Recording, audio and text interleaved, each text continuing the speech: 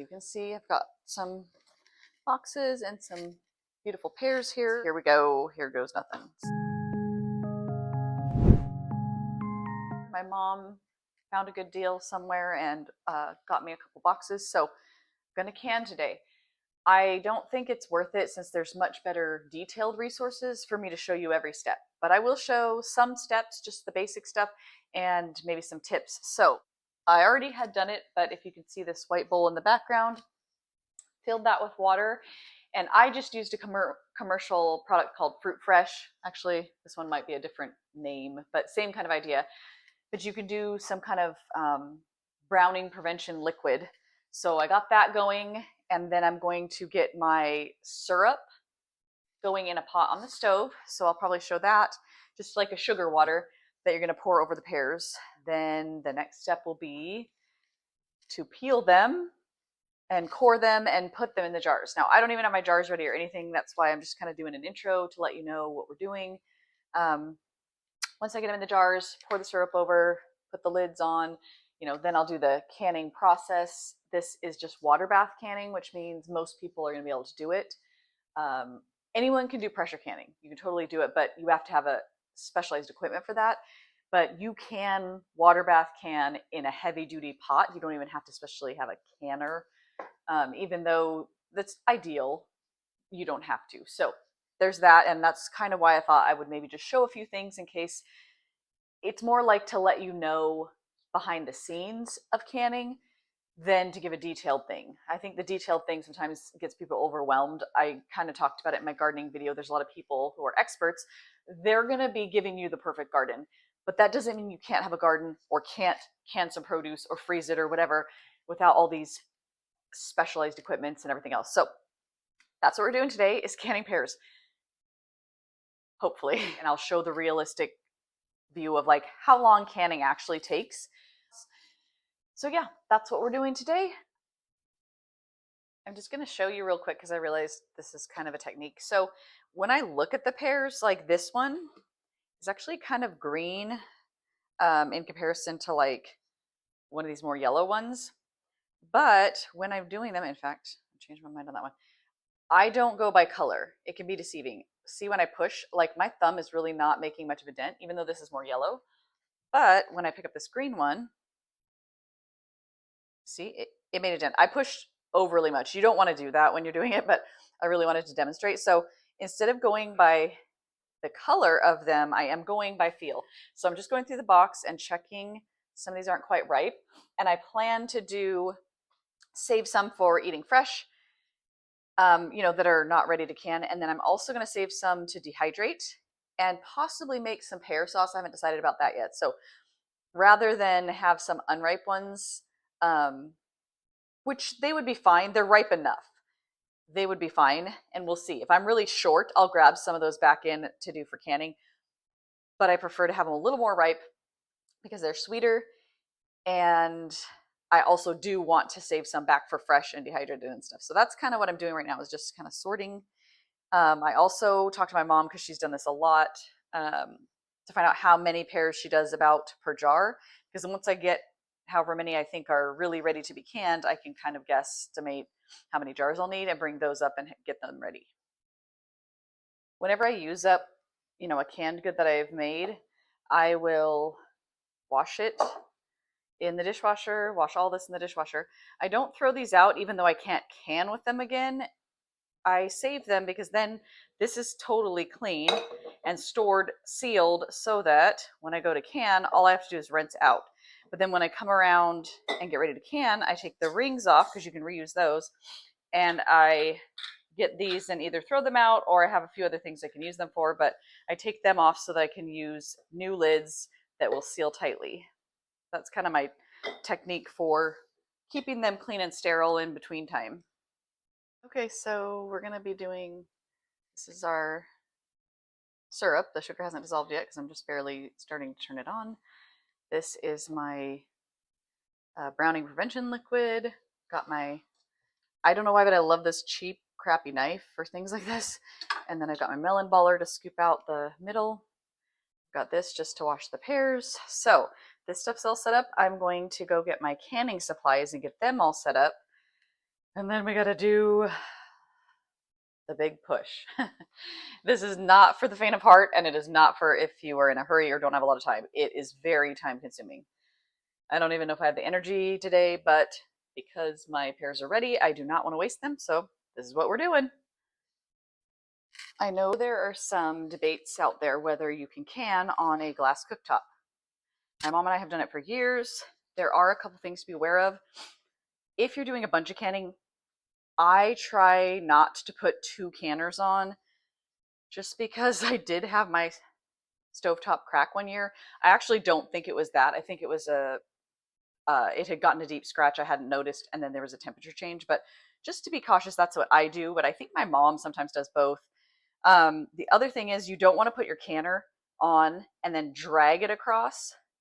You also want to, I used my hand and just kind of felt my cooktop to make sure there wasn't any, like burnt on stuff or anything like that. And then also you can check the bottom of the canner with your hand that there's nothing rough that will scratch. But as long as you're just, everything's pretty smooth and you set it down, and then pick it up and take it off, then I have not had a problem. My mom has not had a problem. And I think I have some other aunts and things that also have glass cooktops and they have not had a problem with canning. Okay, here's an update. So I filled the canner about, I don't know if you can see, halfway with liquid, and I turn it on. I will get it kind of heating up. I don't boil it yet.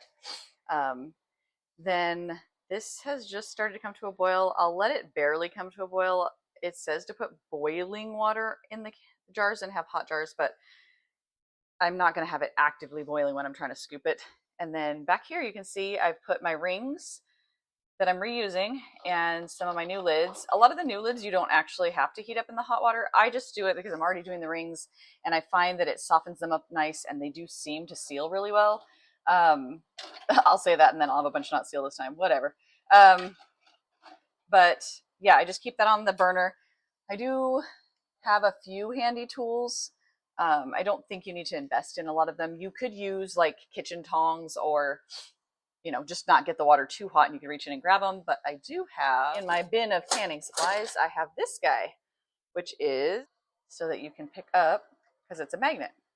So you can pick up like a lid or a ring that way. So that's just kind of handy. I don't know that you necessarily need it, but that's one I like. So it looks like this stuff is starting to be ready. I want to get my jars all ready, and I'm going to go get a towel because I like to have something. I have, old orange counters, but you don't want to damage something functional.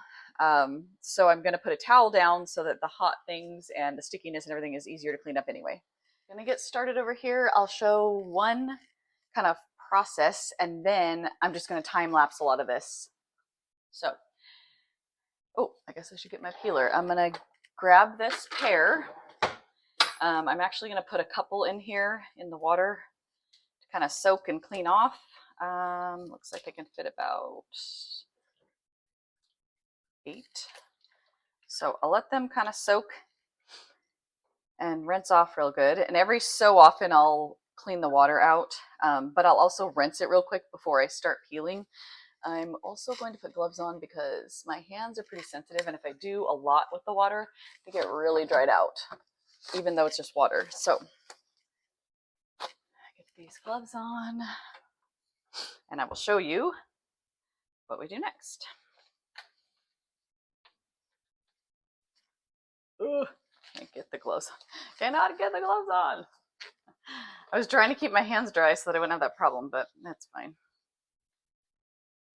And let's see. So I started this whole process at about 9:15, 9:30. So I'll kind of keep you posted too on how long it takes. Just gonna peel straight in my sink because I have a stopper in so they won't go down the drain. That way I can clean them out later. I could put a bucket or bowl in there, and I might do that in a minute, but for now I'm just gonna do this because half the time I miss the bowl as I'm peeling anyway. So, and it is a little bit tricky to peel the pears. They are slippery and slimy, so it is kind of hard to hold on to them. In fact, usually I think I leave the stem in, so I probably shouldn't have popped that out there, but either way.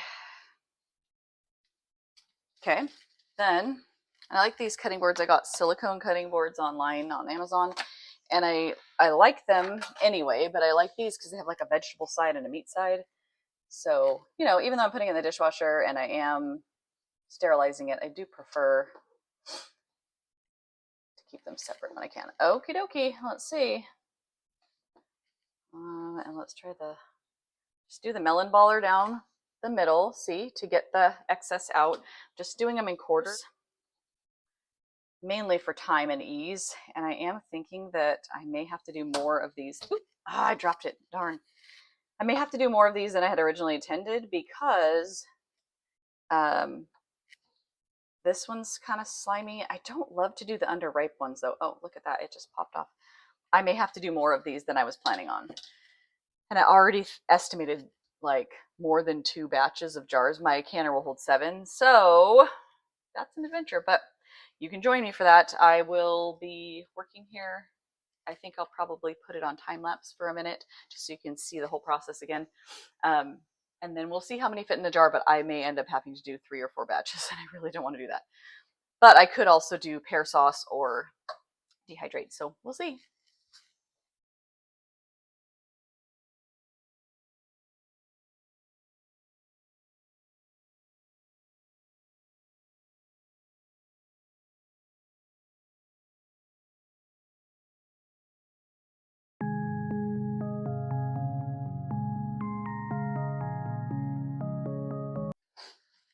Okay, canning and trying to film is kind of tedious, and I really do need to get these processed. So I'm going to stop real quick, show this next step, then I'm going to go just do a bunch, and I'll try to film if there's any other tips or at the next step. But for this whole process, it's pretty much just the same thing repeated for a long time. So I did get a slotted spoon because I'll need to do these, you know, drained.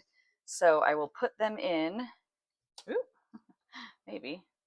It doesn't matter if there's a little bit of the liquid, but I'm trying not to get a lot.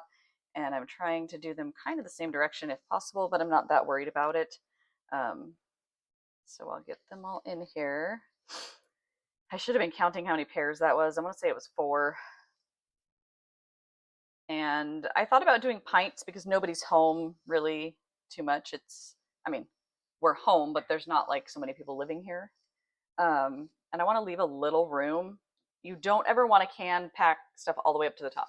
You got to try and leave it to here. So I probably can fit 1 or 2 more because I have a couple smaller pieces, but you also want to try and get all your pieces fairly even because otherwise, you know, you're essentially cooking them for, I don't remember what it is, 30 minutes or something. I think that looks sufficient. Maybe I'll stick 1 more little guy. But yeah, I thought about doing pints because there's not as many people here eating, but I do love canned pears. And if this is 3 pears, you know, over a week I would eat that much. So as you can see, I've got the pears in now. Oh, I need my funnel. I'm going to scooch this back and put this here and get my funnel. To have one of these, it just makes it easier, especially since, I'm going to make sure you can see it, especially since I'm using a hot liquid that I am going to move to. You know, having it, anything that keeps you from pouring much hot liquid on yourself. So this is my sugar water solution. They call it a syrup. And it does say to put it in hot jars because obviously you wouldn't want cool or cold jars. But I do rinse my jars out with hot water as part of my like prep process, you know, just to ensure there's not a lot of junk in them. So I will do this part.